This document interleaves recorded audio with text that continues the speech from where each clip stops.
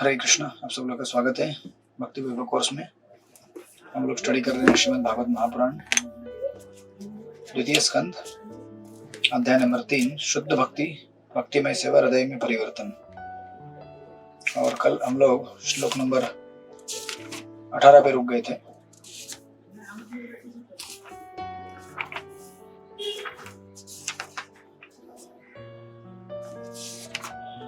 जहां पर शौनकादि ऋषि सूत गोस्वामी को इंस्पायर कर रहे हैं श्रीमद् भागवत की कथा को आगे क्रम बढ़ाने के लिए।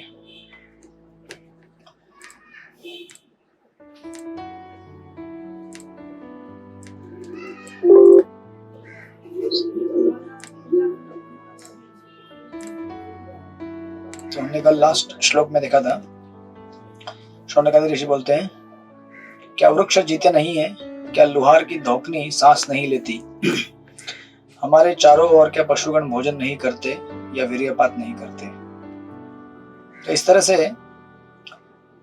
ये बेसिकली इस चीज को एम्फेसाइज कर रहे हैं कि भगवान की भक्ति बहुत महत्वपूर्ण है और हम लोग भगवान के भक्त हैं और हम भगवान की कथा सुनना चाहते हैं आपसे, राइट। इस तरह से अनेक अनेक उदाहरण देकर स्पिरिचुअल लाइफ को सिग्निफाई कर रहे हैं कि किस तरह से पेड़ वो भी जीते हैं, लेकिन अनेक अनेक हजारों साल जीने के बाद भी उनके जीवन का कुछ मूल्य नहीं है।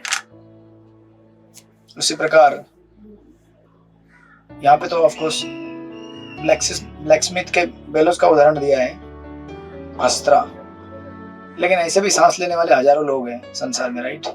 वो भी सांस लेते हैं, सुबह उठते हैं सांस लेते हैं, दोपहर में सांस लेते हैं, रात को सांस लेते हैं, सो जाते हैं और एक दिन अंतिम सांस ले लेते हैं। उनके जीवन में ना कोई किसी को योगदान देते हैं और ना खुद के लिए कुछ कर पाते हैं वो लोग, राइट। इस तरह से न खादंती न मेहनती, खाने वाले लोग और इस दुनिया को एंजॉय करने वाले लोग इस प्रकार अपने जीवन को बर्बाद कर रहे हैं। उसके बाद फिर आगे वाले श्लोक में शौनकादि ऋषि नाउ, जैसे हमने डिस्कस किया था कल, कि अगर आप बोलेंगे कि ऐसे कई लोग हैं, राइट, संसार में लाखों करोड़ों लोगों में से आप क्या है, एक छोटा सा एक सेक्शन है जो बोल रहा है कि स्पिरिचुअल लाइफ इतना इंपॉर्टेंट है ना। ऐसे लोगों के लिए मतलब आपकी ही बात हमें क्यों सुननी चाहिए और आपकी बात में इतना क्या इंपॉर्टेंस है, और आपकी बात को आप जिस तरह से भागवत में इतना जोर जोर से कह रहे हैं बड़े स्वर में, लेकिन आपकी बात में इतना दम क्यों है और क्यों बोलना चाहिए ऐसा, राइट। जब इस प्रकार तो हमने कल एक एग्जांपल लिया था, जैसे अगर 1000 गधे अगर एक गधे को इलेक्ट करेंगे कि हमारा नेता है, तो उनका नेता है, हमारा थोड़ी है। मनुष्यों का नेता मनुष्य बनेगा, गधों का नेता गधा बनेगा, कौओं का नेता कौवा बनेगा। इस प्रकार जो जिस जाति का है उस जाति में अपने आप को अपने जाति वाला नेता चुनेगा, राइट। तो जिन लोगों का जो कॉन्शियसनेस है उस कॉन्शियसनेस के हिसाब से वो लोग अपना संग पाते हैं और अपने किसी अधिकारी को सिलेक्ट करते हैं कि हमारा अधिकारी है, या ये मेरी पत्नी है, या मेरे बच्चे हैं, या मेरा घर है, एंड फलाना फलाना, right. And that's why Shrimad Bhagwat में ये अगले आने वाले श्लोक में ऐसे 4 स्पेशल पर्सनालिटीज का वर्णन किया गया है जो इनको रिप्रेजेंट करते हैं, ये जो आधुनिक समाज है तथाकथित। तो श्लोक नंबर 19 पढ़िए, अनुकंपा शक्ति माता जी पढ़िए श्लोक नंबर 19।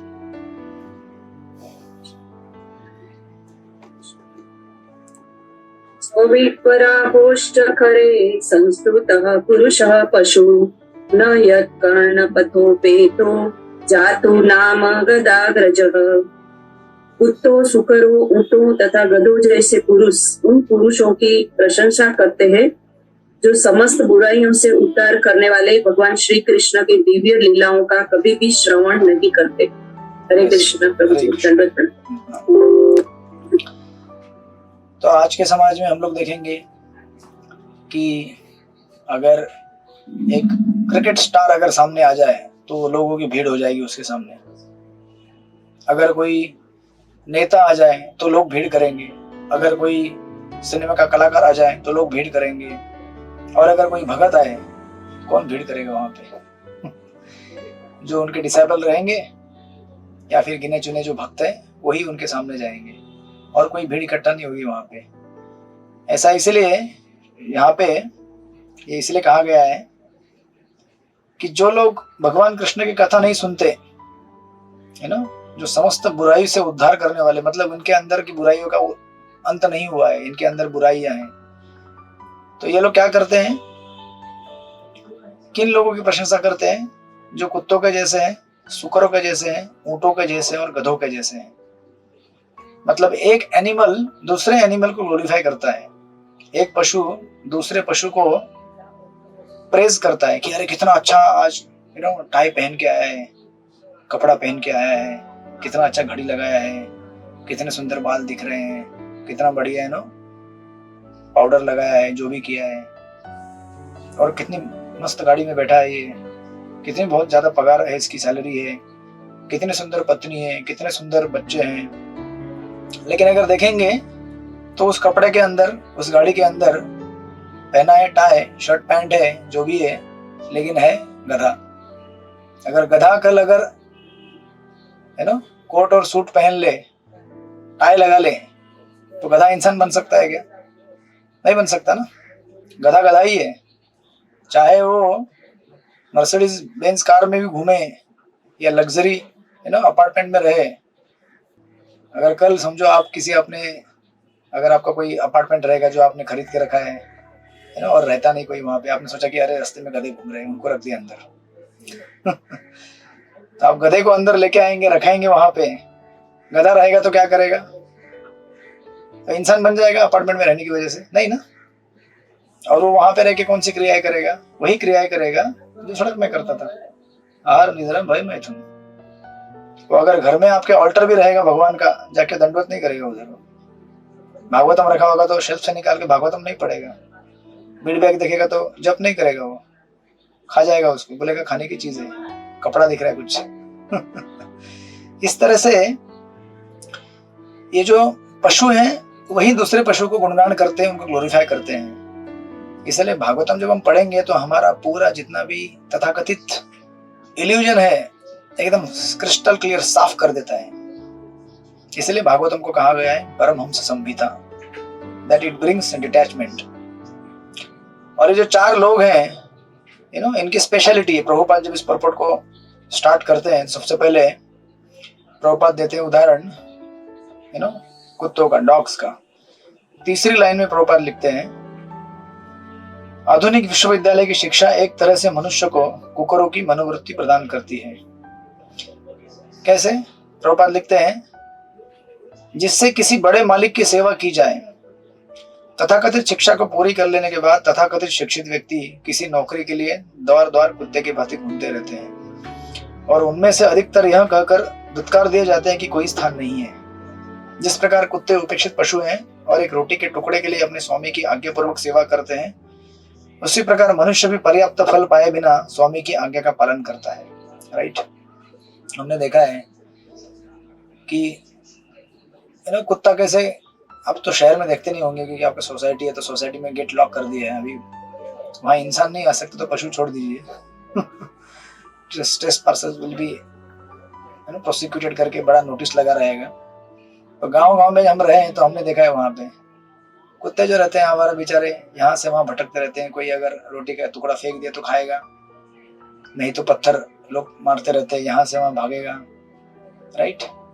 रोटी का टुकड़ा भी ऐसा नहीं कि फ्रेश रोटी का टुकड़ा है, जो घर में सबके खाने के बाद सबका जूठा बचा कुचा मैला जो खाने लायक नहीं रहा है या फिर रिजेक्टेड डिस्कार्डेड ऐसा मटेरियल उठा के लोग उसको खाने के लिए देते हैं। उसी प्रकार आधुनिक सभ्यता ने हम सबको इतना एडवांस बनाया है कि हमारे अंदर क्या मेंटेलिटी है? दिस डॉगिश मेंटेलिटी है। इतना सब कुछ मेहनत करने के बाद, कष्ट करने के बाद, अब हम स्वतंत्र, मतलब खुद के जीवन को जीने के लिए हम स्वतंत्र नहीं है। इतनी मेहनत करने के बाद भी हमें डिपेंड रहना पड़ता है लोगों के ऊपर। और आजकल तो ऐसे अचानक कंपनी में कटौतियां हो जाती है, अचानक बोल देते हैं कि कल से आप मत आइए। क्यों? हमारा कॉस्ट कटिंग बोलते हैं वो लोग, हमको नहीं जम रहा है। हमारे कुछ भक्त है यहाँ पे जहाँ प्रचार करने जाता हूँ मैं 2-3 जगह पे, तो बोले अचानक मेरा जॉब चला गया। बोले मेरे को कम से कम 45 डेज का नोटिस दिया, बाकी लोगों को तो बोल दिया तुरंत कल से आने का नहीं, सडनली। बोले हमारे पास पैसा नहीं, इतना भी कॉस्ट कटिंग हो गया। तो इस तरह से इतनी शिक्षा लेने के बाद, इतनी मेहनत करने के बाद फिर भी कोई सिक्योरिटी नहीं है, कोई गारंटी नहीं है जीवन की, राइट। दैट्स व्हाई एग्जांपल दिया है उसका। एंड जो भी काम करते हैं ऐसा नहीं कि उसके बदले में परफेक्ट आपको उतना पैसा और चीजें मिलती है, right. And then second example देते हैं प्रभुपाद अगले पेज में शुकरों का। और शुकर भी मतलब वो वाला शुकर नहीं जो वन में रहता है, अपने गांव शहर वाला शुकर, शहर वाला जो विष्टा खाता है, राइट। प्रभुपाद लिखते हैं शुकरों को मल खाना बहुत पसंद है। इस तरह मल पशु विशेष का प्रिय खाद्य है। इस तरह कुछ पशु या पक्षी पत्थर तक खाते हैं। आपने देखा होगा चिड़िया वगैरह पत्थर तक खाते हैं वो लोग, यू नो। किंतु मनुष्य सभी तरह की वस्तुएं खाने के लिए नहीं बना। वह तो अन्न, शाक, फल, दूध, चीनी इत्यादि खाने के लिए आया है। पशु आहार मनुष्य के लिए नहीं है। ठोस भोजन चबाने के लिए मनुष्य में विशेष प्रकार के दांत होते हैं, जिनसे वह फल तथा शाक काट सकता है। मनुष्य को 2 कुकर दांत भी दिए गए हैं, जिनसे कुछ ऐसे लोगों को थोड़ी छूट मिल सके जो किसी भी हाल में समिष्ट भोजन करने वाले हैं, यानी कि मांसाहार करने वाले 2 रहते हैं दांत। लेकिन 32 में से 2 ही होते हैं ना, 32 के 32 तो नहीं है ना मांसाहार करने के लिए। लेकिन इंसान क्या करता है, जाएगा आज बुधवार है, आज शुक्रवार है, आज रविवार है ना। इस्कॉन में आने के पहले हम सब देख चुके आ चुके हैं। इस तरह से जो लोग खाने में मतलब परहेज नहीं करते, जैसे प्रभुपाद यहाँ लिखते हैं, यह सबको ज्ञात है कि मनुष्य के लिए भोजन है, वही दूसरे मनुष्य के लिए विष हो सकता है। मनुष्य से अपेक्षा की जाती है कि वे भगवान श्री कृष्ण को अर्पित भोग के बचे कुचे अंश को ग्रहण करें और भगवान को पत्र, पुष्प, फल आदि ग्रहण करते हैं और वही देना चाहिए, राइट। अतः जो मनुष्य, एक तो पहली चीज है कि वेजिटेरियन नहीं है, वो क्या है, सुअर बन गया है, वो कुछ भी खाता है, जो नहीं खाना चाहिए वो खा जाता है। और विद इन वेजिटेरियन ऑल्सो हमें डिस्क्रिमिनेशन होना चाहिए, sorry with in food discrimination होना चाहिए कि वेजिटेरियन हमें लेना चाहिए, नॉन वेज नहीं लेना चाहिए। और विद इन वेजिटेरियन हमें उसको भगवान को भोग लगा के लेना चाहिए, राइट। तब जाके हम इंसान कहलाएंगे। अतएव हम कैसे हैं, शुक्रों के है ना जैसे हैं। प्रभुपाद कहते हैं उसे तथाकथित विटामिनों की पूर्ति के लिए पशुओं का अनुकरण नहीं करना चाहिए। अतएव जो व्यक्ति भोजन के मामले में विवेक से काम नहीं लेता, उसे शुकर के तुल्य बताया गया है। कुछ लोग बोलते हैं ना, अरे ये नहीं खाऊंगा तो मेरा प्रोटीन कैसे मिलेगा मुझे। और आप देखेंगे संसार में जितने भी शक्तिशाली जीव हैं, यू नो, बड़े बड़े अगर एग्जांपल देखेंगे, हाथी, बैल, ये सब क्या है, शाकाहारी है ना, थोड़ी मांसाहार करते हैं। शक्तिशाली प्राणियों में इन सब प्राणियों की गिनती होती है। और लेकिन मनुष्य ऐसा है कि अनेक अनेक तर्क वितर्क देगा, अरे मैं ये खाऊंगा नहीं तो प्रोटीन नहीं मिलेगा मुझे, डॉक्टर ने कहा है खाने के लिए। तो डॉक्टर भी वैसा ही है और पेशेंट भी वैसा ही है, दोनों की मति वैसे है। तो क्या करेंगे दोनों बेचारे, जो निष्ठा के समान चीजें जो खाने लायक नहीं है वही खाएंगे। एंड लाइक दैट प्रभुपाद ये दूसरे आइटम को बताते हैं, जो शुक्र के समान जो व्यक्ति होते हैं। आप देखेंगे समाज में ऐसे ही लोग हैं, राइट। और फिर नेक्स्ट उदाहरण देते हैं ऊंट का।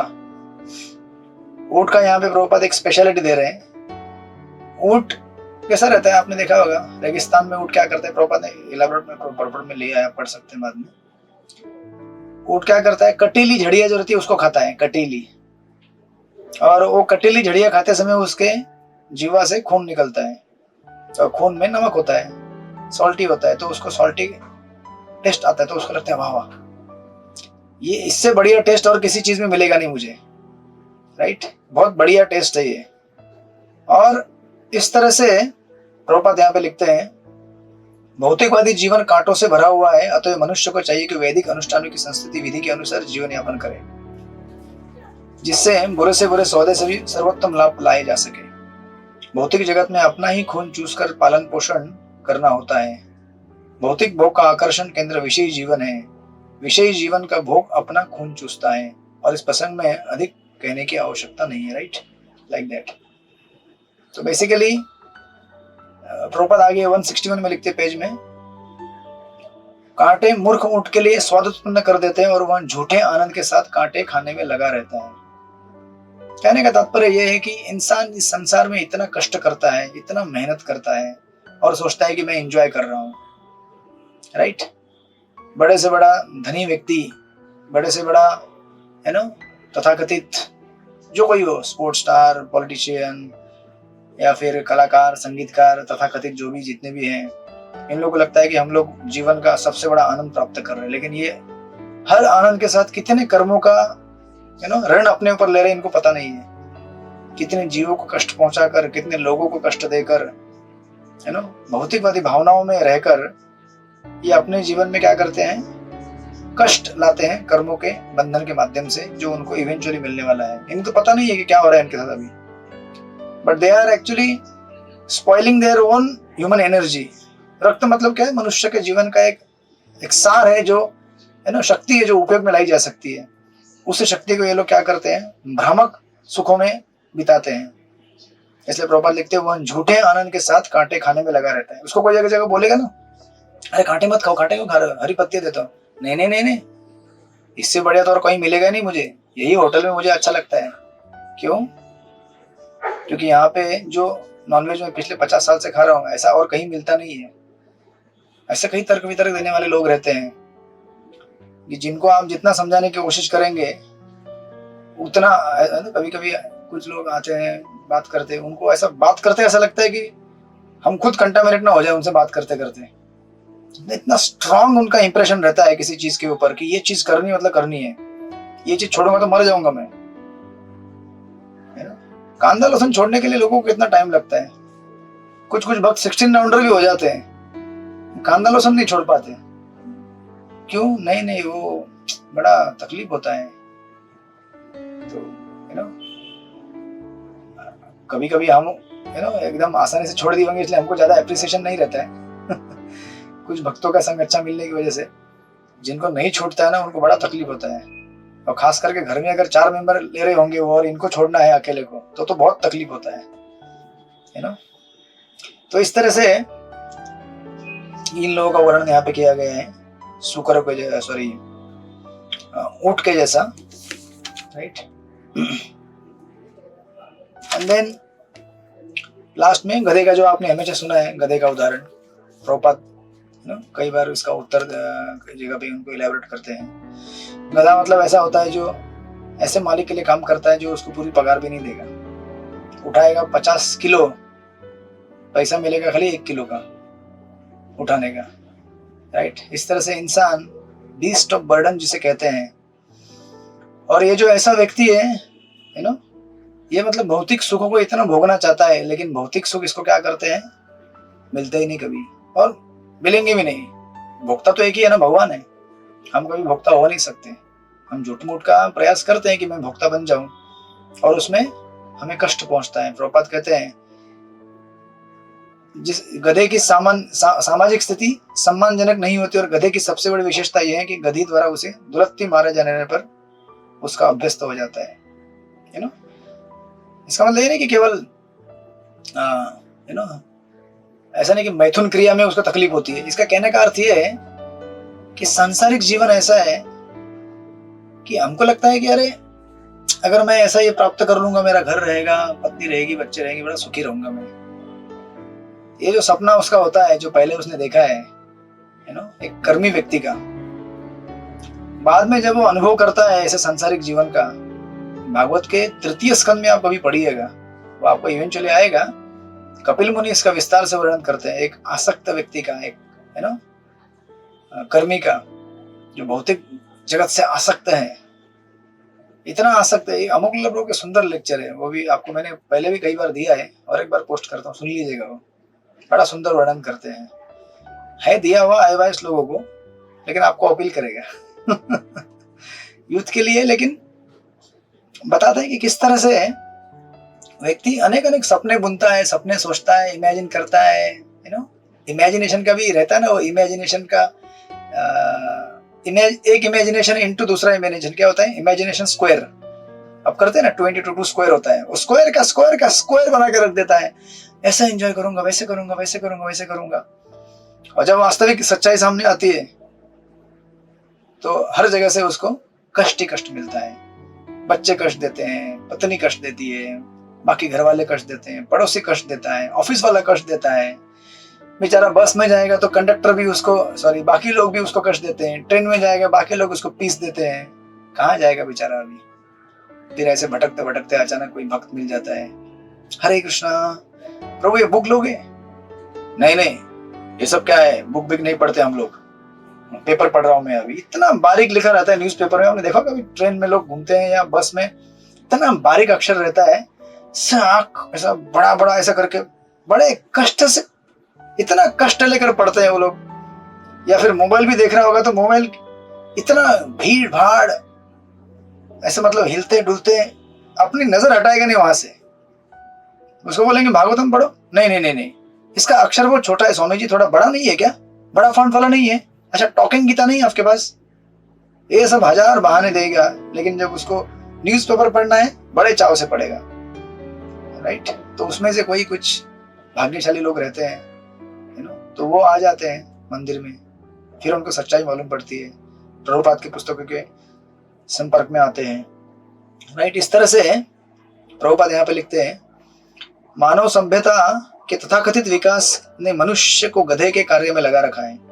बड़ी बड़ी फैक्ट्रियों तथा कार्यशालाओं में भी श्रमिक गण ऐसे भारी काम में लगे रहते हैं और दिन भर कठिन श्रम करने के बाद फिर से बेचारे मजदूर को घर पर न केवल काम सुख के लिए अपितु अपने घरेलू कार्यों के लिए उसकी स्त्री लतियाती रहती है, राइट। ये कर्मी जीवन होता है। इवन मैंने भी जब बीच में मैं जब कॉलेज में था, मैंने जॉब किया था एक जगह पे, बाद में पीजी करने के बाद टीचर का जॉब तो ठीक ठाक था, शांति से अपना जितना पढ़ाना है पढ़ाओ, घर पे आ जाओ। लेकिन एक दो मैंने जॉब किए थे ऐसे, एक जगह पे मैंने सुपरवाइजर का जॉब किया था एक बड़े इंडस्ट्री में, जहाँ पे पाइप वगैरह स्टील के मैन्युफैक्चर होते थे। ड्यूटी कितना घंटा रहता था पता है? 12 घंटा, सुबह 7 बजे से लेकर शाम को 7 बजे तक। ये मैं सुपरवाइजर था, बाकी लेबर लोगों का छोड़ दीजिए, अब हालत क्या होता होगा। मेरे पूरा हालत खराब हो जाता था। सुबह 7 बजे जाना है मतलब आपको कम से कम घर से आधा पौना घंटे पे था वो। ये आज से 20-25 साल पुरानी चीज है, 20 साल पुरानी चीज है ना। अभी कितना है, 37 है मेरा, तो 20-25 साल पुरानी बात है। तो अगर 7 बजे मुझे ड्यूटी ज्वाइन करना है तो घर से कम 5:30-6 बजे निकलना है। उस टाइम में रिक्शा कैच करके जाते थे। तो जब ऑफिस गया 7 बजे, इंतजार होता था शाम के 7 कब बजेंगे। घड़ी 10 बज गए, 1 बज गया, 2 बज गए, 3 बज गए, 4, 5, 6, 7 बज गया, निकलो। 12 घंटे और घर में आने के लिए 8 बज जाएगा कम से कम। प्रसाद लेते खाते पीते सोते 9, 9:30 हो जाएगा, 10 बज जाएगा, सो जाओ बेचारा जीव। अभी इस्कॉन में आने के बाद कभी कभी लगता है कि यार 4 घंटे की नींद भी अगर ठीक से मिले, भाग्य का उदय हो गया। 5 घंटे की नींद मिले, लेकिन ये वर्थ है। यहाँ पे जो हम सेवा देते हैं उससे फुलफिलमेंट मिलता है कि इतना सेवा दे सके, इतना भगवान की सेवा दे सके। उस जीवन में भी ऐसा ही रहता है ना, वहां पर भी ऐसे 5 घंटा 4 घंटे नहीं, लेकिन फ्रस्ट्रेशन इतना होता है, इरिटेशन इतना होता है, राइट। और कभी कभी जब नाइट शिफ्ट रहता है, रात के 7 से लेकर सुबह के 7, 12 घंटा। फिर दिन में अगर घर पे आओ, एक बार तो ऐसा इतना भयंकर एसिडिटी हो गया था मेरे को। घर पे आया, प्रसाद लिया, सोया, फिर उठा, पूरा जो क्या बोलते हैं पित्त जो रहता है ना, पित्त बिगड़ गया पूरा जागरण की वजह से। कई लोग ऐसे होते हैं जो नाइट ड्यूटी करते हैं पूरा 12-12 घंटे का। और ये तो 12 घंटा तो मैंने बोला, अभी लोग तो ऐसे हैं जो 16 घंटा 20 घंटा तक जॉब करते हैं। इस तरह से इस जीवन, मतलब ये 4 जो पशु यहाँ पे रिप्रेजेंट किए गए हैं ना, ये परफेक्टली रिप्रेजेंट करते हैं आज के तथाकथित मनुष्य समाज को। और ऐसे मनुष्य समाज में आप बोलते हैं कि अरे ये मेरा फेवरेट स्पोर्ट्स स्टार है, ये मेरा फेवरेट कलाकार है, गायक है, संगीतकार है। क्या करते हैं लोग? बस कोई गधे के जैसा है, कोई ऊंट के जैसा है, कोई सुअर के जैसा है और कोई किसके जैसा है? चार कौन से गए? ऊंट, गधा, सुअर और कुत्ता, राइट? कुत्ता। तो अगर आप किसी से मिलेंगे भागवतम आप उनके सामने रखेंगे, ये मत बोलना कि मैं बोल रहा हूँ, ये भागवतम बोल रहा है, ग्रंथ बोल रहा है, राइट? सीधे सीधे गाली है ये। प्रभुपाद तो अपने लेक्चर में कई बार कोट करते हैं, don't be like hogs, dogs, you know, camels and asses. So like that, इस तरह से ये हमें समझने की चीज है कि अगर हम अननेसेसरीली अगर भगवत भक्ति को बाजू में रखकर तथाकथित चीजों में व्यस्त हो जाएंगे तो हम भी इनके समान हो जाएंगे, राइट? गधों के समान, ऊंटों के समान। नाउ आफ्टर दिस, इसके बाद अभी लिम्ब बाय लिम्ब डिस्कशन करेंगे श्लोक नंबर 25 तक, 20, 21, 22, 23, 25, इसको पूरा करेंगे हम अगले आधे घंटे में। अब लिम्ब बाय लिम्ब मतलब कैसा? जैसे भगवान का लिम्ब बाय लिम्ब डिस्क्रिप्शन होता है, भगवान के आंख, नाक, कान कैसे सुंदर है, तो भौतिकवादी व्यक्ति के आंख, नाक, कान, इनका सबका वर्णन किया जाएगा यहाँ पे। अभी श्लोक नंबर 20 से पढ़िए, विमल मधुमादाजी पढ़िए श्लोक नंबर 20। हरे कृष्णा प्रभु जी।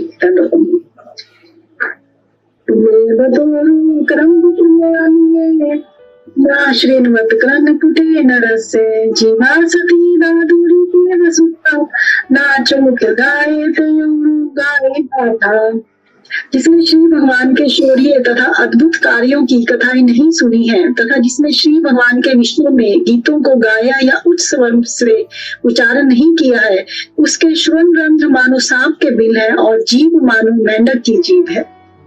हरे कृष्णा। हरे कृष्ण। और गाली ऐड होते जा रहे हैं, ठीक है? तो आप जब भागवत पढ़ेंगे तो ये हमारे लिए है, बाकी लोगों के लिए तो है ही है, बट हमें देखना चाहिए कि हम किस तरह से भगवान के लिए हमें अपने यहाँ पे दो चीजों का वर्णन किया है, कान और जीभ। हमारी कान और हमारी जीभ भगवान का गुणगान करने में लगी है कि नहीं लगी है, इसका वर्णन है यहाँ पे। तो सबसे पहले प्रभुपाद बोलते हैं प्रथम पैराग्राफ में, भगवान की भक्ति में सेवा शरीर के सभी अंगों या उपअंगों द्वारा संपन्न होती है, राइट? तो हमें ये पैरेलल दे रहे हैं कि ये जहाँ पे जो भी डिस्कशन दिया जा रहा है कि ये लोग इस तरह से भगवान की सेवा नहीं करते, तो इसका मतलब है कि हमें भगवान की सेवा इस तरह से इंद्रियों के माध्यम से करनी चाहिए हमारी। भगवान की भक्ति मतलब कोई शुष्क ड्राई चीज नहीं है कि मैंने कुछ सिद्धांत पढ़ लिया और मैं चुपचाप बैठ गया, नहीं। सिद्धांत पढ़ने के बाद अभी एक्टिव सेवा होनी चाहिए, है ना? भक्तों की सेवा करनी चाहिए, भगवान की सेवा करनी चाहिए। केवल लेक्चर में बोलने के लिए नहीं बोलना चाहिए, सेवा करनी चाहिए, सेवा करो। उसके बाद क्या करोगे आप? सेवा करो आप लोग, मैं जा रहा हूँ, नहीं, हमें सेवा करनी चाहिए, राइट? तब जाके प्रैक्टिकल अप्लाई होगा वो। लाइक दैट, वो पूरा इस पैराग्राफ में उसको प्रभुपाद समझा रहे हैं। प्रभुपाद बीच में लिखते हैं, जब तक इंद्रियां केवल इंद्रिय तृप्ति में लगी रहती हैं तब तक इंद्रियों तथा उनके कार्यों को अशुद्ध या भौतिकवादी ही मानना चाहिए। शुद्ध इंद्रिया इंद्रिय तृप्ति में नहीं अपितु पूर्णतः भगवान की सेवा में लगी रहती है, राइट? एंड देन फिर जब 164 पेज में जाएंगे, नेक्स्ट पेज के लास्ट पैराग्राफ में प्रभुपाद ने फिर लिखा है कान और नाक के बारे में, जीभ के बारे में। प्रभुपाद कहते हैं कि कान मतलब किसके लिए बना हुआ है? कान में होल है ना, ईयर होल बोलते हैं उसको हम लोग। उसको यहाँ पे क्या कहा गया है? सांपों के बिल के समान, राइट? सांपों के बिल, ये कहकर प्रभुपाद तात्पर्य में लिखते हैं, जीव की विभिन्न इंद्रियां अशुद्ध अवस्था में सांसारिक कार्यों में लगी रहती है। यदि उसके कान भगवत गीता या श्रीमद् भागवत का श्रवण करते हुए भगवान की सेवा में संलग्न नहीं रहते तो यह निश्चित ही उसके कानों के छेद कूड़े करकट से भर जाएंगे। बराबर है कि नहीं? जो है ना, आपने कभी देखा होगा, कभी कोई गड्ढा रहता है या कोई बिल रहता है, उसमें अपने आप चीजें भरना चालू हो जाते हैं, आपको डालने की जरूरत नहीं पड़ता है। या तो आप उसको साफ सफाई करके उसमें कोई अच्छा चीज लगा दीजिए, पौधा लगा दीजिए, उसको भर के अच्छा वृक्ष वहां पे आएगा। नहीं तो फिर वहां पे जाके कौन बैठेगा?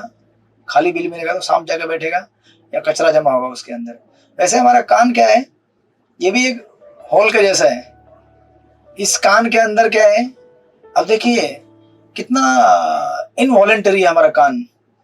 मतलब कान आपका खुला है जो 24/7 रिसीव करता है अलग अलग आवाजें, बराबर? ये कान उसके जैसा नहीं है अपने मुंह के जैसे, मुंह बंद कर दिया तो कान बंद हो जाएगा, राइट? नहीं ना। कान के अंदर खुला ही हो, बंद नहीं होता है वो कभी, उसमें कंटिन्यू जाते रहेगा। आप चाहे नहीं चाहिए जाते रहेगा उसमें। इसलिए हमारे एक भक्त हैं, वो अमेरिका इधर लिथुआनिया में रहते हैं। लिथुआनिया में उनका एक बोट है, बड़ा उधर अनेक अनेक ऐसे तालाब रहते हैं। अकेले भक्त हैं वो, बोट चलाते हैं। बोट में बड़ा जगन्नाथ का चित्र लगाया हुआ है, और जो भी भक्त मतलब भक्त नहीं, उधर के जो भी लोकल लोग सैर करने के लिए आते हैं उनको बोट में घुमाते हैं। बोट में रहते हैं, बोट में रहते हैं, उधर ही प्रसाद बनाते हैं, भगवान को भोग लगाते हैं, उधर ही रहते हैं। कभी कभी इंडिया आते हैं, महाराज की डिसाई वाले अपने, तो बोट में घूमते हैं। बोट चालू करने के पहले 3 बार शंख बजाते हैं, बड़ा एकदम एडवेंचरस रहता है उनका। 3 बार शंख बजाते हैं, बोट चालू हो गया, अभी फिर घुमाते हैं लोगों को बोट में, भगवान को भोग लगाकर प्रसाद बांटते हैं। इस तरह से वो एक बार यहाँ पे आए थे, बड़े अच्छे मित्र है मेरे। तो मैंने एक बार टेरेस पे सोए थे हमारे मंदिर के, तो रात को सोए थे, तो मैंने देखा उनके बाजू में एक रेडियो लगाया हुआ है। रेडियो में हल्का एकदम बारीक, मतलब इतना बारीक फ्रिक्वेंसी कि आत्मा सुन सकता है बट शरीर सुन नहीं पाएगा। प्रभुपाद के जितने भी वैष्णव भजन है उसको माइल्ड आवाज में चालू करके रख दिया था। तो मैंने पूछा आप तो सो रहे हैं अभी? बोले नहीं, ये रात भर चालू रहता है। बोले रात भर? नहीं, रात भर चलता है, और इसमें से वाइब्रेशन जो आता है ना वो मेरे कान में जाता रहता है, मेरे आत्मा तक पहुंचता है। भले मैं सो जाऊं, रात भर चलता रहता है। See it's a sound vibration ना, इट्स वेरी सटल। आत्मा भी सटल है, तो साउंड वाइब्रेशन कान में जाता है। कुछ कुछ भक्तों के घर में भी चलता है, मैंने देखा है कई बार। एक बार एक भक्त के घर में हम गए थे इधर थाने में, उनका घर में रहे थे हम लोग। वहाँ एक एग्जीबिशन था नर्सरी का, हमारे जीवी का, बहुत साल हो गया, 10-12 साल हो गया आज। तो उनके घर में रात को 11 बजे पहुंचा मैं, नॉक किया दरवाजे पे, बड़ा बड़ा आवाज आ रहा था। वो प्रभुपाद का टेप रहता ना महामंत्र का, जपा करते प्रभुपाद, हरे कृष्ण कृष्ण कृष्ण हरे हरे, हरे राम राम राम हरे हरे। तो महामंत्र चल रहा था। मैं बोला यार इतने महामंत्र में इनको नींद आती है क्या? बोले नहीं, हमको आती है नींद। भगवान के साथ रहने का आदत हो गया तो नींद आएगी, राइट? तो इस तरह से कान ऐसी चीज है जिसमें आप चाहे नहीं चाहे खुला ही रहता है, कंटिन्यूअसली उसमें जाता रहेगा वो साउंड वाइब्रेशन। इसलिए बेटर ये है कि हम ऐसे सिचुएशन बना के रखें हमारे आसपास कि हमारे कान में अगर आध्यात्मिक ध्वनि नहीं जाएगा तो कूड़ा करकट जाने वाला है। और आजकल तो मोबाइल की दुनिया में बाप रे, आप मोबाइल खोल देंगे तो फिर हो गया, इतना कूड़ा करकट है। और आजकल तो सब एयर फ्री वाला आता है ना, वो ईयर ड्रॉप्स वगैरह क्या क्या पहनते हैं आप लोग, वो अपना ब्लूटूथ वाला आता है। कुछ करने का भी जरूरत नहीं, मोबाइल दूसरी जगह रहेगा, आप मस्त सोते रहेंगे और कचरा जाते रहेगा, राइट? कचरा जाने के लिए बहुत आसान कर दिया। इस तरह से प्रभुपाद यहाँ पे लिखते हैं, प्रभुपाद लिखते हैं कि बहुत से लोग दूसरों से कुछ बोलना चाहते हैं, लेकिन चूंकि उन्हें वैदिक ज्ञान के विषय में बोलने की शिक्षा नहीं दी गई रहती, अतः वो व्यर्थ की बातें करते हैं। एक्चुअली हमारे एक सीनियर डिवोटी वो बताते हैं कि कभी भक्तों के बीच में भी देखा जाता है, कभी भी क्यों ना, समझो अगर आप कोई ऐसे कैजुअल चीज बात कर रहे हैं, से फॉर एग्जांपल आपने ऐसे बात करते करते दूसरे किसी भक्त से पूछा, अच्छा आपकी तबीयत कैसी है? ठीक है, तो अभी ठीक है इतने में हो जाना चाहिए, राइट? फिर ज्यादा इंक्वायरी किया, अच्छा कुछ मदद चाहिए, ठीक है वो भी चलेगा। अगर ज्यादा पूछना चालू किया, अच्छा कौन से डॉक्टर के पास जा रहे हो? वो बोलेगा मैं आयुर्वेदिक डॉक्टर के पास जा रहा हूँ। तो भक्त बोले आयुर्वेदिक डॉक्टर? अरे आयुर्वेदिक डॉक्टर आपको मालूम है क्या? नाम के लिए आयुर्वेदिक रहते हो, देते हैं दवाई एलोपैथी वाला हमें तो फिर दूसरा भगत बोलता है नहीं ऐसा कैसे तुम बोल रहे हो यार, आयुर्वेदिक अच्छा है क्योंकि आयुर्वेदिक वैदिक है। तो अभी स्टार्ट कहां से हुआ था? It's just a small talk, लेकिन वो स्मॉल टॉक किस में कन्वर्ट हो गया? धीरे धीरे डिबेट में कन्वर्ट हो गया, डिबेट धीरे धीरे आर्गुमेंट में हो गया, आर्गुमेंट धीरे धीरे फॉल्ट फाइंडिंग में हो गया, और फाइनली अपराध में कन्वर्ट हो गया। तू ऐसा ही है वैसा है, तू बात सुनता नहीं सुनता है। इसलिए हम लोग जब कभी भी बातें डिस्कस करते हैं, मैंने भी कई बार अनुभव किया है, कुछ बातें हम करते करते हमें पता चल जाता है कि अभी इससे ज्यादा बोलूंगा तो ये अभी प्रजल्पा में कन्वर्ट हो जाएगा, और प्रजल्पा इवेंचुअली वैष्णव अपराध में टर्न हो ही जाता है अगर उसको टाइम पे रेगुलेट ना किया जाए तो। ये भौतिक डिस्कशन है, ये भौतिक डिस्कशन इवेंचुअली उस लेवल तक जाएगा कि आप हाथापाई करने लग जाएंगे, मारामारी करने लग जाएंगे, एंड दैट्स व्हाई ये बहुत इंपॉर्टेंट है। इसके लिए एक्चुअली आप अगर कभी रेफर करना चाहते हो, और एक श्लोक है भागवतम में, श्लोक नंबर 11:28-2 11.28.2, 11.28.2 ये श्लोक आप रेफर कीजिए, बहुत सुंदर श्लोक है। उस श्लोक का ऐसा ये है, परस स्वभाव कर्माणि ये प्रशंसति निंदति स आशु भ्रष्यते स्वार्थात असति अभिनिवेशात। यानी कि उसका सिंपल अर्थ ये है कि हमें कभी भी किसी भौतिकवादी व्यक्ति के ना तो गुणगान करना चाहिए ना उसकी निंदा करनी चाहिए। लोग निंदा क्यों करते हैं इस संसार में? लोग एक दूसरे की निंदा क्यों करते हैं? क्योंकि उनको ईर्ष्या है कि अरे मुझे नहीं मिला, तुझे कैसे मिल गया, तुझे नहीं मिलना चाहिए, ऐसे कैसे मिल गया, मैं देख लूंगा, तुझे मिलना नहीं चाहिए, राइट? ये हो गई निंदा। और प्रेज क्यों करते हैं लोग, स्तुति क्यों करते हैं? क्योंकि उनको उस स्तर पे जाना होता है। वो सोचते हैं कि मुझे भी मिलना चाहिए, तो मैं आज अप्रिशिएट करूंगा तो हो सकता है मुझे भी कल कुछ कांटेक्ट बन जाए, मुझे भी मिल जाए। जैसे कभी अभी कोई समझो कोई अगर मतलब ऐसा नहीं कि हम किसी देश के खिलाफ है, लेकिन अगर कोई देशभक्ति की भी चीज है या दूसरी कोई भी चीज है जो सामाजिक कार्य कोई कर रहा है, अच्छा कार्य कर रहा है, उसको ग्लोरीफाई करना चाहिए कुछ हद तक। अप्रिशिएट कीजिए आप, कोई प्रॉब्लम नहीं है, बहुत अच्छी चीज कर रहे हैं वो। लेकिन दिन भर क्या उसी को ग्लोरीफाई करते रहेंगे आप? फिर आपका भजन कब करेंगे आप? चैंटिंग कब करेंगे? समझो आपको कोई अगर एक सुंदर गार्डन किसी ने बनाया है, पार्क, तो आप दिन भर उसके ऊपर चर्चा करते रहेंगे, क्या गार्डन बनाया, क्या गार्डन बनाया, अरे इस गार्डन में जाना चाहिए, घूमना चाहिए, क्या गार्डन बनाया। जपा कब होगा फिर आपका? मैं तो उदाहरण दे रहा हूँ एक। जैसे कोई अगर पॉलिटिकल नेता होगा, आप उसको ग्लोरीफाई करेंगे, या कोई स्टार रहेगा, ठीक है उसने कुछ किया है, अच्छा किया है, दैट्स ओके। बट जीवन का प्रमुख लक्ष्य क्या है? भगवान का भजन करना। अच्छा पार्क भी आपने बनाया है तो क्या करेंगे आप? पार्क में जाके क्या करना चाहिए ये बताने के लिए आपको भगवान की किताबों में पढ़ना चाहिए ना। नहीं तो पार्क भी रहता है सत्वगुणी, जाके लोग क्रियाएं करते हैं रजोगुणी और तमोगुणी, तो उस पार्क का क्या फायदा होगा? कुछ नहीं फायदा होगा। सो दैट्स व्हाई हमें अगर बोलने की अच्छी आदत नहीं है तो क्या होगा? प्रभुपाद यहाँ पे आगे लिखते हैं ये जीभ के संबंध में, मेंढक उच्च स्वर में टर्राते हैं जिनके कारण वे सांपों को आमंत्रण देते हैं जो उन्हें खा जाते हैं, राइट? अब ये कैसा है कि आप बोलेंगे ऐसा कैसे, मेरे पास तो कोई सांप नहीं है मुझे निकलने के लिए। मैं इतना प्रजल्पा करते आ रहा हूं, इतने सालों से कोई सांप तो नहीं दिखा मुझे, कोई बोलेगा। इसका अर्थ ये होता है कि जब हम भौतिक बातें करते हैं तो हम अपनी चेतना को भौतिकवादी बनाते हैं। भौतिकवादी चेतना बनने के कारण हम भौतिक क्रियाओं में मग्न हो जाते हैं। उन भौतिक क्रियाओं से काम क्रोध लोभ मोह बढ़ता है। काम क्रोध लोभ मोह बढ़ने से सांसारिक चीजों की आसक्ति बढ़ती है। सांसारिक चीजों में आसक्ति होने से पुनः पुनः हमको इस जगत में जन्म लेना पड़ता है और जन्म मृत्यु के चक्र में हम इस तरह से फंसते हैं। तो हमको शास्त्रों को बड़े विस्तार से डिटेल से समझना चाहिए, इस तरह डिटेल में कि ये क्यों कैसे होता है। ऐसा नहीं कि सांप आएगा वहां पे, लेकिन ये सांप इस तरह से आएगा, राइट? इसलिए अगर हमारी चेतना को हमें मेटेरियली कॉन्शियस नहीं बनाना है, स्पिरिचुअल बनाना है, तो हमें स्पिरिचुअल चीजों के बारे में चर्चा करनी पड़ेगी। टाइम मिलेगा जपा कीजिए, हरे कृष्ण कृष्ण कृष्ण हरे हरे, हरे राम राम राम हरे हरे, राइट? इस तरह से यहाँ पे रूपा लिखते हैं कि जो जीव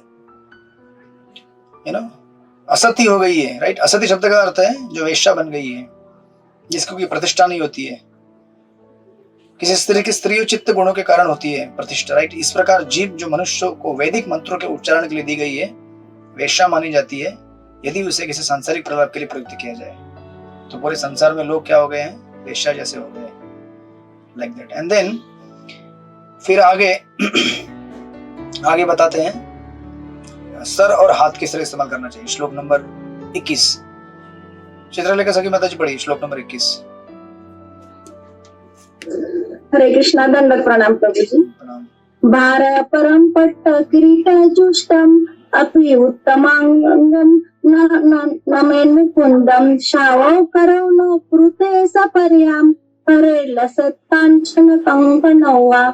शरीराचा वरील भाग जरी रेशमी मुकुटाने सुशोभित केलेला असला तरी तो मुक्तिदात्या भगवंतांपुढे नतमस्तक होत नसेल तर ते एक मोठे ओझेच आहे। हात जरी चकाकणाऱ्या सोन्याच्या कंकणांनी अलंकृत असले तरी ते भगवान हरींच्या सेवेमध्ये निमग्न नसतील तर ते मृत शरीराच्या हाताप्रमाणे आहे। हरे कृष्ण, दंडवत। तो लोग क्या करते हैं, अलग अलग प्रकार के सुंदर सुंदर पगड़ियां पहनते हैं, देखा होगा आपने। पगड़ियां पहनते हैं इन द सेंस की शरीर को सुंदर बनाने का प्रयास करते हैं। अभी आप बोलेंगे पगड़ियां तो नहीं देखा हमने, लोग देखे ना आपने कैसे कैसे डाई लगाते हैं, हरा डाई, लाल डाई, बालों को ऐसा करेंगे वैसा, वो उनकी पगड़ी आज की तथाकथित, इस तरह से अपने शरीर को सुशोभित करके सुंदर बनना चाहते। लेकिन यहाँ पे प्रभुपाद कह रहे हैं कि अगर हमारा सर भारी भरकम पगड़ी से भरा रहेगा और भगवान के सामने नहीं झुकेगा तो बहुत बड़ा बोझ है हमारे सर के ऊपर वो।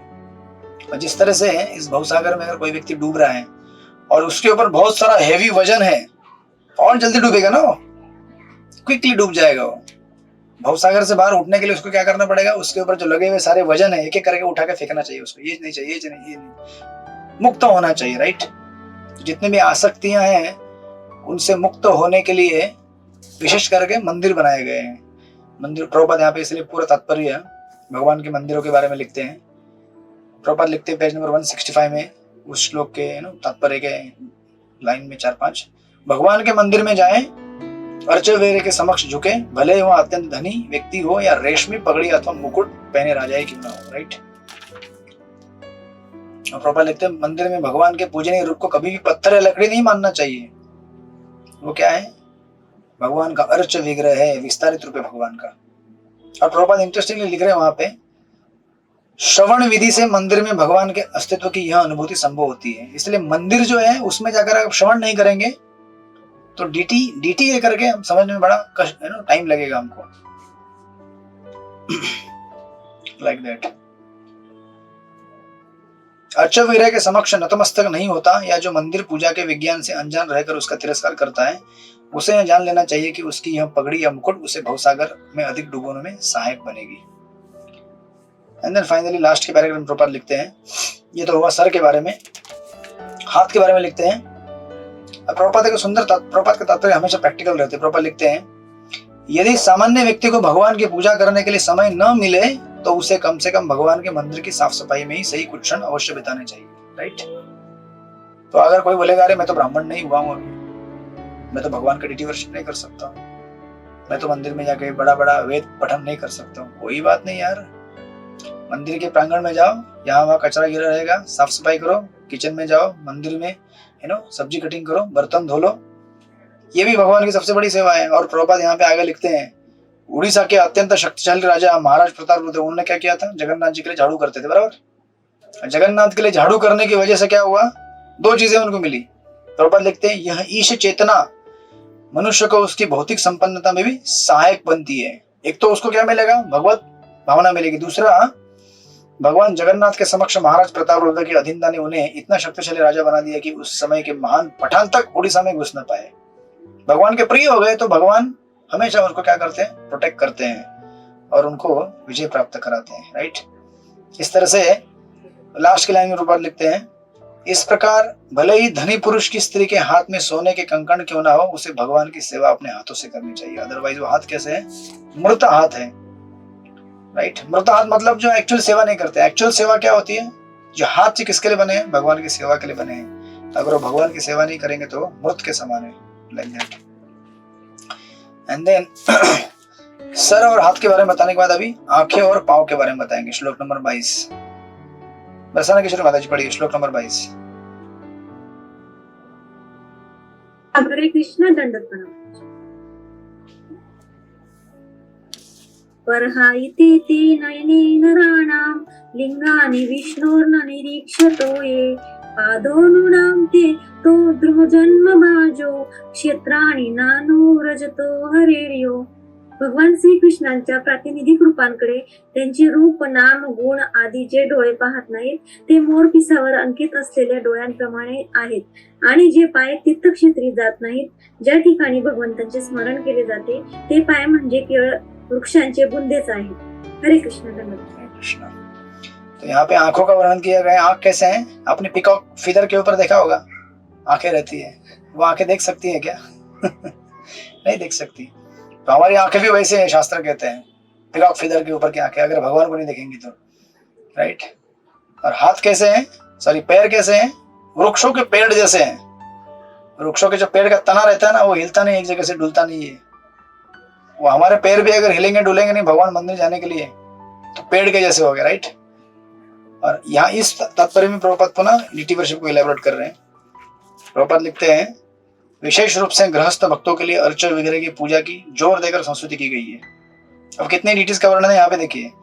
जहां तक संभव हो हर गृहस्थ को गुरु के आदर्श अनुसार विष्णु के श्री विग्रह की यथा राधा कृष्ण, लक्ष्मी नारायण, सीताराम, नरसिंह, वराह, गौर निताई, मत्स्य, कुर्म, शालिग्राम या भगवान के किसी अन्य रूप तथा त्रिविक्रम, केशव, अच्युत, वासुदेव, नारायण, दामोदर जैसे विष्णु के अन्य रूप जिनकी संस्तुति वैष्णव तंत्र पुराण में की गई है स्थापना करनी चाहिए।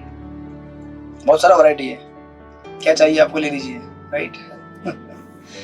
तो इन विष्णु अर्च विग्रहों का जब घर में स्थापना की जाता है तो प्रॉपर लिखते हैं पूरे परिवार को अर्चन विधि के नियमों का कड़ाई से पालन करते हुए पूजा करनी चाहिए। परिवार का हर सदस्य जो 12 वर्ष के ऊपर आयु हो गया है उसको प्रामाणिक गुरु से दीक्षा ले और घर के सारे सदस्य भोर से लेकर रात्रि तक मंगल आरती का निरंजन, अर्चन, पूजा, कीर्तन, श्रृंगार, भोग वैकल्पिका, संध्या, रात्रि का पाठ, भोग, शयन। आप बोलेंगे यार इतना करेंगे तो हम जॉब पे कैसे जाएंगे? Right, but this is the training.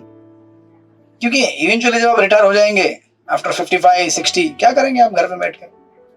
ये ट्रेनिंग नहीं रहेगा, वापस न्यूज़पेपर पढ़ेंगे आप। या कुछ हमारे ना बॉम्बे में देखते हैं हम लोग, कुछ लोग ऐसे हैं जो अगर 60 साल तक जॉब किया है, जो विरार में रहता है, तो क्या करता है वो? अभी 60 साल हो गए, नौकरी छूट गई, 60 साल तक ट्रेन से सफर किया है ना, तो चर्चगेट से रोज ट्रेन में बैठेगा, सॉरी विरार से चर्चगेट तक आएगा। क्यों ऐसे आएगा? क्योंकि वो ऑटो मोड में चला गया है बॉडी। सुबह उठने का, ट्रेन में बैठने का, चर्चगेट में उतरने का, यहाँ थोड़ा घूमने का, फिर ट्रेन में बैठने का, वापस विरार जाने का। बेचैनी होती है, ऐसे उदाहरण है लोगों के। क्योंकि जिंदगी भर क्या किया है? यही काम किया है। कभी घर में बैठ के ट्रेनिंग नहीं लिया संडे को, कभी सत्संग प्रोग्राम में नहीं आए, भागवत पढ़ने का अभ्यास नहीं है, भगवान की कीर्तन करने का अभ्यास, तो क्या करेंगे लोग बेचारे? इसलिए प्रभुपाद हमें स्ट्रेस देके कह रहे हैं कि सुबह से लेकर शाम तक जितना हो सके हम भगवान के पूजा अर्चना में क्या करना चाहिए? हमें संलग्न होना चाहिए, specially in the house hold life. प्रामाणिक गुरु के निर्देशन में इस तरह अर्च विग्रह की पूजा में संलग्न रहने से गृहस्थों को अपना जीवन विमल बनाने तथा आध्यात्मिक ज्ञान में उन्नति करने में सहायता मिलेगी। अब देखिए प्रभुपाद कितना सुंदर लिखते हैं, किसी नौसिखिए भक्त के लिए साधारण पुस्तकीय ज्ञान पर्याप्त नहीं है। आप बोलेंगे मैं तो अभी भक्ति शास्त्री हो गया, भक्ति वैभव हो गया, अभी क्या करूंगा मैं? क्या करोगे भाई? इतना जो पढ़ा है उसे प्रैक्टिकल में लाओगे अभी?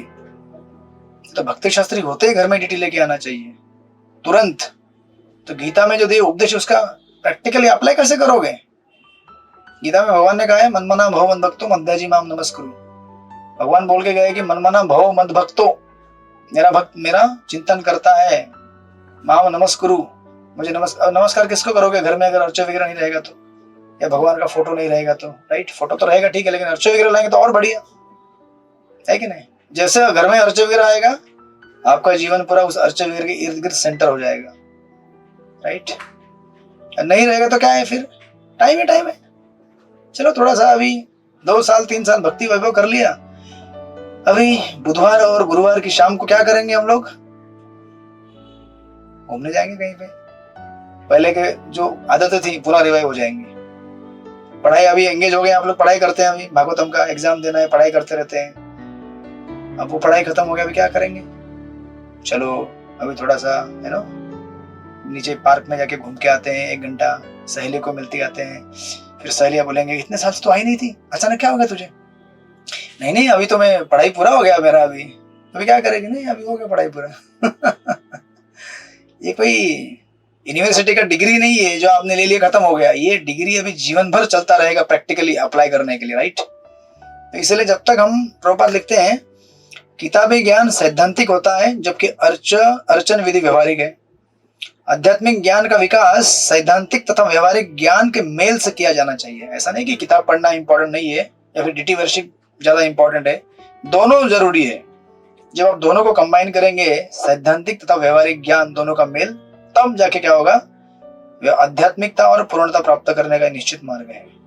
सी दैट्स व्हाई, इसीलिए हर घर में, आप तो भक्ति वैभव हो चुके हैं, आप सबके घर में ड्यूटी रहेगा ना, कि नहीं है कि नहीं? सबके घर में है ना अर्च विग्रह, गौर निताई, जगन्नाथ, बलदेव, सुभद्रा, कुछ ना कुछ तो रहेगा।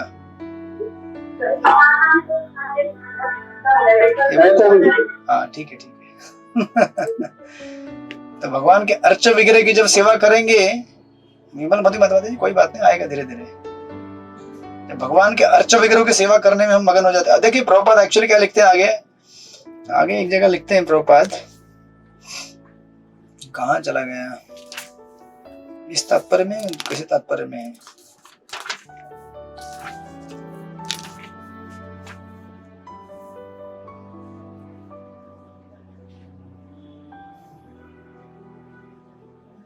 ठीक है, यहाँ कहीं तो है वो प्रभुपाद। उसमें बोलते हैं कि अगर आपके घर में भगवान का डेटी नहीं तो आपके पड़ोसी के घर में रहेगा ना, उधर जाइए। अगर आपके घर में अर्च वगैरह किसी कारण से आप ला नहीं पा रहे हैं, कोई बात नहीं, जिनके घर में अर्च वगैरह है या फिर मंदिर आपके पास में, मंदिर में जाइए वहां पे। प्रभुपाद के तात्पर्य इतने सुंदर है यहाँ पे, आप 169 पेज 169 पेज में जाइए, वहां प्रभुपाद लिखते हैं ऊपर में, भगवान को वस्त्र पहनाने तथा मंदिर को सजाने जैसी सेवा में ध्यान लगाने के साथ ही संगीत में कीर्तन एवं शास्त्रों से आध्यात्मिक उपदेशों के द्वारा ही सामान्य व्यक्ति नारकीय सिनेमा के आकर्षण तथा सर्वत्र रेडियो द्वारा प्रसारित होने वाले भद्दे कामों गीतों से बच सकता है। प्रैक्टिकल लोग बोलते हैं कि कैसे हम प्रभु जी, हमारा इतना हमारे मन में काम है, क्रोध है, लोभ है, कैसे दूर करेंगे? ये इसका उत्तर है, अप्लाई करो। क्या करो? घर में बैठ के कीर्तन करो भगवान का, या कीर्तन सुनो, अर्च वगैरह की सेवा करो। प्रभुपाद लिखते हैं यदि, हाँ यहीं पे लिखा हुआ है, यदि कोई घर में मंदिर नहीं बना सकता तो उसे किसी अन्य के मंदिर में जाना चाहिए जहां उपयुक्त सारे कार्य नियमित रूप से संपन्न होते हैं। राइट। भक्त के मंदिर में जाने तथा भगवान के उदार रूप से अलंकृत विग्रह का दर्शन करने से संसारी मन में आध्यात्मिक प्रेरणा उत्पन्न होगी। Like that. सुंदर तात्पर्य आप पढ़ लीजिएगा उसको वन बाय वन बाद में। इस तरह से नीचे थोड़ा आगे जाके प्रभुपाद लिखते हैं, मनुष्य को चाहिए कि इन पवित्र तीर्थ स्थलों तथा मंदिरों की यात्रा सैर सपाटे की भावना से ना करें। वृंदावन जाएंगे, हम क्या करेंगे? अरे पिकनिक, मजा आ रहा है बहुत, हम जाएंगे अभी प्रेम मंदिर देखने के लिए। गौड़ीय आचार्य के मंदिर में कभी जाएंगे नहीं लोग, समाधि में नहीं जाएंगे आचार्य के, क्यों? समाधि में क्या है? कुछ नहीं, वहां पे समाधि आचार्य की, उनको पता नहीं है कि इसका स्पिरिचुअल सिग्निफिकेंस क्या है। लाइटिंग है, चकाचौंध, हम लोग आए लुई बाजार में आए प्रभु जी, खाऊ गली में आए, यहाँ पे है ना, यहाँ पे खाएंगे लस्सी, पिएंगे वृंदावन की। देने वाले लोग भी कैसे देते हैं वो लोग?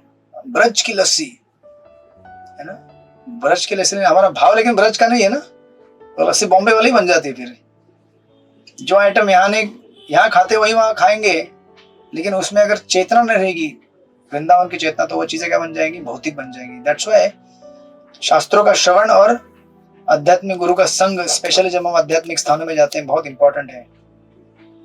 इसलिए प्रभुपाद लिखते हैं यहाँ पे, अपितु उन्हें भगवान की दिव्य लीलाओं से अमर हुआ समझकर तथा ईश्वर विज्ञान जानने वाले व्यक्ति के मार्गदर्शन में आध्यात्मिक यात्राएं करें। अनु का अर्थ है पीछे पीछे जाना। अतएव यह उत्तम होगा कि मंदिरों तथा तीर्थ स्थानों को देखने जाने में भी गुरु के आदेश का पालन किया जाए। जो इस विधि से यात्रा नहीं करता वह उस जड़ वृक्ष के सदृश है जिसे भगवान ने जड़ बने रहने की सजा दी है। इस तरह से तो हमारी जो प्रवृत्ति है यहाँ वहां घूमने की, तीर्थ यात्रा में जाइए, घूमिए, भगवान के दर्शन लीजिए। एंड देन फिर आगे कहते हैं श्लोक नंबर 23 में, पढ़िए रमेश मधु प्रभु, पढ़िए श्लोक नंबर 23। हरे कृष्ण। जीवन सौभाग्यत आयु राजातु मत्यो अभि भेट वस्तु विष्णु पद्या मुनिजस्तु नस्या तमस्सो यस्तु न वेदवंदम। जिस व्यक्ति ने कभी भी भगवान के शुद्ध भक्त की चरण भूमि अपने मस्तक पर धारण नहीं की, वह निश्चित रूप से सौ है। तथा जिस व्यक्ति ने भगवान के चरण कमलों पर चढ़े तुलसी दल की सुगंधि का अनुभव नहीं किया, वह श्वास लेते हुए भी मृत के तुल्य। हरे कृष्ण। हरे कृष्ण। इस तरह से पूरा संसार आप देखेंगे, बाहर तो सारा मृत है। लोग सुबह उठते ही किसका सुगंध लेते हैं? चाय का, तंबाकू का, और मशरी लगाते गांव में लोग, यहाँ पे महाराष्ट्र में मशरी मतलब तंबाकू को जला के उससे ब्रश करते हैं। क्या क्या अजीब अजीब तरीके हैं। वो अगर नहीं होगा ना तो नेचर कॉल नहीं आता उनको, बोलते हैं हमको। मैं बोलता हूँ कि अरे भाई छोड़ दो ये सब। नहीं, हमको ये होता ही नहीं है। अगर किसी को चाय नहीं पिए तो चैन नहीं पड़ता है सुबह सुबह। यहाँ पे कहा गया है भगवान के भक्तों के चरण की धूली अपने सर पे रखनी चाहिए, तुलसी के दलों का सुगंध लेना चाहिए। राइट। नहीं तो क्या है, आप मृतदेह के समान है। प्रभुपाद यहाँ भी भगवान के मंदिरों का इस तरह से विशेष ये कर रहे हैं। प्रभुपाद लिखते हैं जो नॉन डिवोटी वो कैसे भूत जैसा है। नॉन डिवोटी कैसा है, भूत है। प्रभुपाद लिखते हैं ऐसे भूत से हमें दूर रहना चाहिए। और इवन जो प्राकृत भक्त हैं, प्राकृत भक्त यानी कि कनिष्ठ अधिकारी, कनिष्ठ अधिकारी क्या सोचते हैं, मैं भगवान से प्रेम करूंगा, भक्तों से प्रेम करने की जरूरत नहीं है, मुझे भक्तों की जरूरत नहीं है, राइट। प्रभुपाद यहाँ पे लिखते हैं, ऑफकोर्स हिंदी में थोड़ा अलग ट्रांसलेशन हुआ है।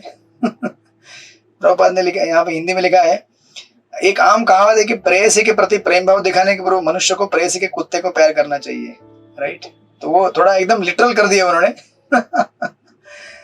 बेसिकली किसी व्यक्ति को आप अगर सम्मान करते हैं तो उसके जो साथ रहने वाले लोग हैं उसका भी सम्मान करने का कोशिश कीजिए, अदरवाइज वो व्यक्ति गुस्सा हो जाएगा। आप किसी के घर में जाएंगे और उसके बच्चों को थप्पड़ लगा देंगे और व्यक्ति को बोलेंगे हरे कृष्णा, गुड इवनिंग, वो बोलेगा जाओ यहाँ से, निकलो, राइट। बिकॉज उसके साथ जो उसका प्रिय व्यक्ति है उसको हम सम्मान नहीं दे सकते तो वो व्यक्ति कैसे आपको स्वीकार करेगा, राइट। लाइक दैट इस श्लोक में और पूरे तात्पर्य में प्रभुपाद इस चीज को एस्टेब्लिश कर रहे हैं कि भगवान के भक्तों का संग बड़ा दुर्लभ है और महत्वपूर्ण है भगवान की भक्ति प्राप्त करने के लिए। इसलिए वो श्लोक भी दिया गया है 5-12-12, पांचवें स्कंद का रघुगण और जड़ भरत महाराज का। रघुगण तपसा न याति न चेज्य निर्वापण ग्रहद्वा। हे राजन, रघुगण महान भक्तों के चरण कमलों की धूलि से संपूर्ण शरीर को पवित्र किए बिना भक्ति की पूर्ण अवस्था या जीवन की परमहंस अवस्था प्राप्त नहीं हो सकती। चाहे तपस्या करें, आप वैदिक पूजा विधि करें, संन्यास ग्रहण करें, गृहस्थ के कर्तव्य करें, वैदिक स्तोत्र का उच्चारण करें, या गर्म धूप में अथवा ठंडे जल के भीतर आप तपस्या करें, कुछ भी नहीं मिलेगा आपको जब तक भगवान के चरण कमलों को आप सेवा नहीं करेंगे, राइट। भगवान के भक्तों के चरण कमलों का कहने का तात्पर्य यह है कि ये इतनी सारी जो विधियां हैं उसमें हमारे अहंकार को नष्ट नहीं किया जा सकता। अहंकार को नष्ट केवल भगवान का भक्त कर सकता है, राइट। भक्त के संपर्क में आएंगे तो भक्त समझाता है ये मत करो मत करो, हमें क्यों समझा रहे हो, हमें ये समझाने का कर्तव्य है क्योंकि वही विधि है, right, like that. And then श्लोक नंबर 24 खाली अनुवाद पढ़िए। सनातनी कालिंदी माता जी आप पढ़ेंगे, जस्ट ट्रांसलेशन पढ़िए श्लोक नंबर 24।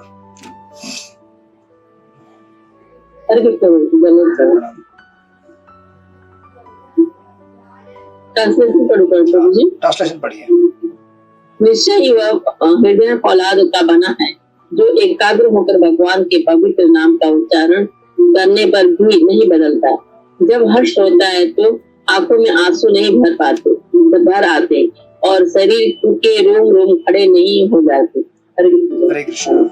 तो यहाँ पे बोलते हैं कि वो हार्ट क्या है, स्टील फ्रेम्ड हार्ट है, जो भगवान के नाम का उच्चारण करने के बाद भी क्या होता है, आंखों से अश्रु नहीं आता है। तो अभी आप बोलेंगे यार हमको भी अश्रु नहीं आते, हम कितने साल से नाम ले रहे हैं।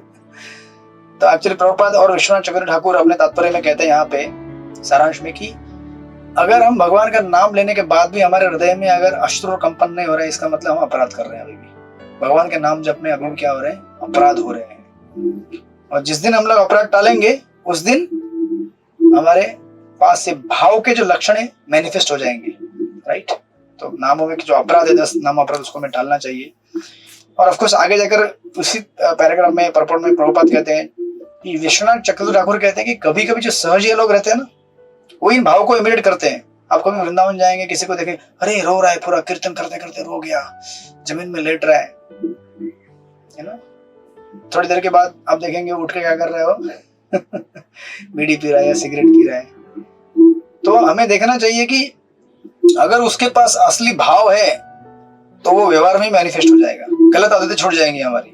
और कभी कभी क्या होता है कि कुछ आचार्यगण हमारे क्या करते हैं, इन भाव को प्रकट नहीं करते। हमें लगता है कि आचार्य के अंदर ये भाव नहीं है। अरे वो आचार्य प्रकट नहीं करते क्योंकि अपने आप को नम्र बना के रखना चाहते हो। तो ये उनके जो अभी इनको कैसे पहचानेंगे, प्रभुपाद आगे लिखते तात्पर्य में, आप पढ़ लीजिएगा बाद में। प्रभुपाद लिखते हैं कि ऐसे महान भक्तों को पहचानने का सिंपल विधि है कि समझो अगर उन्होंने कीर्तन किया, कथा किया, आप देखेंगे कुछ बाहर के जो भागवत कथाकार रहते हैं ना, उनकी कथा में कथा के बीच में आंसू आते हैं आंखों से, देखा होगा आपने। पूरी पब्लिक एकदम देख के हक्का बक्का। तो आपको जो भी रहेंगे, हम किसी को क्रिटिसाइज नहीं करते हैं, जो भी जैसे भी रहेंगे, बट आपको लगता है कि अरे हमारे इस्कॉन के कथावाचकों के आंखों से आंसू नहीं आते, कभी देखा नहीं हमने। अब बोलेंगे इस्कॉन वाले कथा करते हैं, मतलब ये लोग प्योर ड्यूटी नहीं है क्या? वो बाहर के भागवत कथा करते हैं, आंखों से रोते हुए संगीत करते हैं, गीत गाते हैं, कथा करते हैं। अरे बाप रे, क्या बोला जाए उसके बारे में। तो प्रभुपाद कहते हैं कि कोई बात नहीं, आपको अगर टेस्ट करना है तो ये कथा होने के बाद भगत क्या करते हैं वो देखिएगा आप ठीक से, राइट। शुद्ध भक्त कभी कभी मैनिफेस्ट नहीं करते हैं लीलाओं को, लेकिन देखेंगे कि कथा होने के बाद वो लोग तुरंत दूसरी सेवा में लग जाते हैं। ऐसा नहीं बोलते अभी हो गया सेवा, अभी 2 दिन के लिए बाहर कहीं घूमने चला जाता हूँ थोड़ा सा, राइट। नहीं, उनके इसमें प्रॉपर वहां में लिखेंगे अव्यर्थ कालात्म शांति, यू नो, जो एनओडी में आपने पढ़े होंगे, वो सारे के सारे गुण मैनिफेस्ट हो जाएंगे। पेज नंबर 175 पे दिए गए हैं। अदरवाइज हमें मिसकंसेप्शन आ सकता है कभी कभी, क्योंकि हम लोग कैसे है ना कि एक्सटर्नल जो तथाकथित वेश है उसको देख के बड़े प्रभावित हो जाते हैं, राइट। तो इसमें हमें फंसना नहीं है, हमें देखना है वो सही भी हो सकता है, नहीं भी हो सकता है भाई। ऐसा नहीं कि आंखों से आंसू आएंगे तो भी कोई शुद्ध भक्त है, राइट। शुद्ध भक्त क्यों अपना पब्लिक में आंखों से आंसू दिखा के एडवर्टाइज करेगा? थोड़ी कोई बोले अरे अभी कैमरा लगा हुआ है, अभी मेरे आंखों से आंसू आने दो, ये रिकॉर्ड कर लो, फिर मैं महान भक्त बनने का एक ये हो जाएगा, like that. And then finally last के श्लोक में प्रभुपाद पढ़िए अनुवाद। कौन पढ़ेगा? रमेश मधु प्रभु पढ़िए, लास्ट के श्लोक का अनुवाद पढ़िए। हरे कृष्ण। हरे कृष्ण। ये सूत गोस्वामी, आपके वचन हमारे मनों को भाने वाले, अतः कृपा करके आप हमें ये उसी तरह बताएं जिस तरह से दिव्य ज्ञान में अत्यंत कुशल महान भक्त सुखदेव गोस्वामी ने भारत परीक्षित के पूछे जाने पर उनसे कहा। हरे कृष्ण। यस, इस तरह से शौनकादि ऋषियों ने इतना इलाबोरेट विस्तार से ग्लोरीफाई किया सुखदेव गोस्वामी और परीक्षित महाराज को कहा कि आप इस तरह से क्या कीजिए, हमें इस कथा को आगे बढ़ाइए, जो कि हम आने वाले अगले क्लासेस में इसको आगे बढ़ाएंगे। अध्याय नंबर 4 से जब सृष्टि की क्रिया का और क्रिएशन कैसे होता है और कैसे आगे बढ़ेगी कथा, उसका विस्तार करेंगे। तो इस तरह से हमें भगवान के शुद्ध भक्तों के संगति में ये जो तात्पर्य प्रभुपाद के स्पेशली लास्ट के जो श्लोक नंबर 20 से लेकर 25 तक जो तात्पर्य ठीक से आप पढ़िएगा, तात्पर्य बहुत सुंदर तात्पर्य है। प्रैक्टिकली कैसे अप्लाई करना है हमारे डिवोशनल लाइफ में, उसका मर्म यहाँ पे दिया गया है। और जो डुप्लीकेट भक्ति क्या होती है वो भी यहाँ पे बताया गया है, राइट। तो इस तरह से हम इसको आगे बढ़ाएंगे बाद में। हरे कृष्ण। श्रील प्रभुपाद की जय, श्रीमद् भागवत महापुराण की जय। तो आप लोग की अभी नेक्स्ट एग्जाम जो है अध्याय नंबर 18 के ना, 18 कब करेंगे? बोलिए बोलिए। अगले संडे करेंगे, 28 तारीख को आने वाला नहीं, उसके बाद का। अच्छा 5 तारीख, हाँ ठीक है, बचा दिया आपको उन्होंने। ओके, 5th 5 मई को, ठीक है चलेगा। हम लोग पढ़ाई कीजिए और उसके बाद लास्ट जो अध्याय बचेगा उसके सीधा 12 मई को ले लेंगे, 1 हफ्ते बाद ही पढ़ाई हो जाएगी आपकी। सिंपल है, कुछ नहीं है ज्यादा।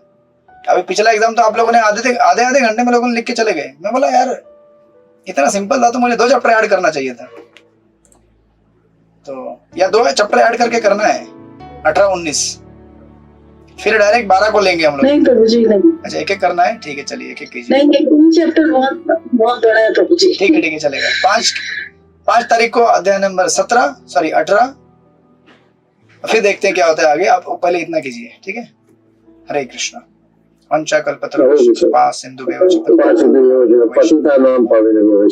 अनंत कोटि वैष्णव वृंद की जय। हरे कृष्ण।